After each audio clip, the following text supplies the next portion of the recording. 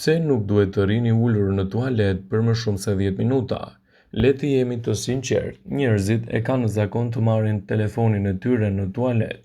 Shanset janë që dikush është në tualet dhe lexon një artikull me orë të tëra. Një qëndrim 3 minuta në tualet mund të shndrohet pavarësisht kësaj në një qëndrim më të gjatë se 15 minuta, i cili mund të nxitet nga ndjekja e videove ose edhe materialeve të ndryshme që shikoni në telefon. Mund të duket një mënyrë e padëmshme për të kaluar kohën kur ju për në tualet, por ekspertët paralajmërojnë se ky qëndrim i zgjatur në tualet mund të dëmtojë shëndetin tuaj.